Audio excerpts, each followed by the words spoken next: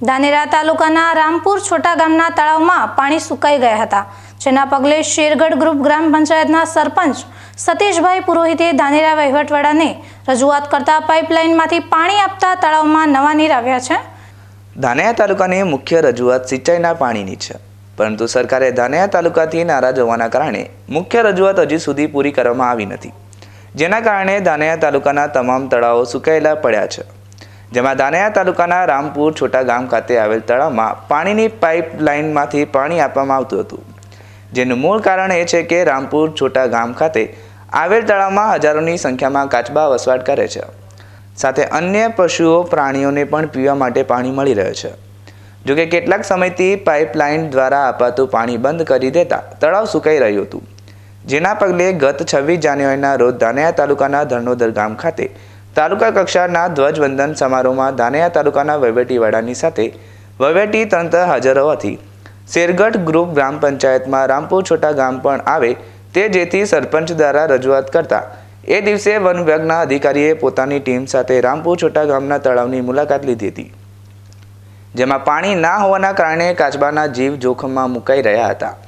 જેના પગલે સત્વરે રજૂઆત થતાં આખરે તળાવમાં પાણી છોડવામાં આવ્યું છે, જેના કારણે હજારો કાચબાને નવું જીવનદાન મળ્યું છે।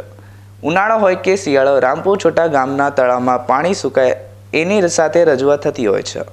જેની સામે ધાનેરા વહીવટીવાળાએ રજૂઆતે ધ્યાને લઈ ત્વરિત હરકતમાં આવી તળાવમાં પાણી છોડતા તળાવમાં નવા નીર આવ્યા છે। શેરગઢ ગ્રુપ ગ્રામ પંચાયતના સરપંચે પાણીની સમસ્યાથી લઈ રામપુર છોટાના તળાવ બાબતે જરૂરી માહિતી આપી વહીવટી તંત્રનો આભાર માન્યો છે। અમારે શેરગઢ ગ્રુપ ગ્રામ પંચાયતનું ગામ રામપુરા છોટા છે, તેઓ એક એવું તળાવ આવેલું છે કે હર હંમેશા જીવંત રહે છે અને એમાં પાણી ભરેલું રહે છે, પણ એમાં હજારોની સંખ્યામાં કાચબા છે, પણ પાણી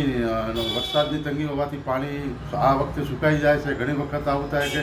સુકાઈ જવાના કારણે કાચબાઓ મૃત્યુ પામતા હોય છે। આ વખતે 26મી જાન્યુઆરીનો કાર્યક્રમ અમારી ધર્મોદર શાળામાં રાખેલ હતો। તાલુકા કક્ષાનો એમાં પ્રાંત અધિકારી સાહેબ અને વન વિભાગના અધિકારી સાહેબ પધારેલ, અને તેઓ મેં રજૂઆત કરી કે સાહેબ અમારું તળાવ વારંવાર સુકાઈ જાય છે અને હજારોની સંખ્યામાં એવો કાચબા છે અને એમ પાણી ન હોવાના કારણે ઘણી વખત મૃત્યુ પામી જાય છે। તો સાહેબ શ્રીને મેં રિક્વેસ્ટ કરી તો તાત્કાલિક તળાવમાં પાણી છોડવામાં આવ્યું, એનાથી હજારો પશુ પક્ષીઓનો જીવ બચ્યો। અને હવે પણ હું સાહેબને રિક્વેસ્ટ કરવા માગું છું વન વિભાગના સાહેબ શ્રીને, પ્રાંત અધિકારી સાહેબ શ્રીને, કે હર વખતે ભરેલું રહે અને ફૂલ ભરેલું રહે એવી સાહેબ શ્રીને રિક્વેસ્ટ કરું છું કે ગમે ત્યાંથી પાણીની વ્યવસ્થા થાય અને હર હંમેશા તળાવ ભરેલું રહે એવી મારી રિક્વેસ્ટ છે।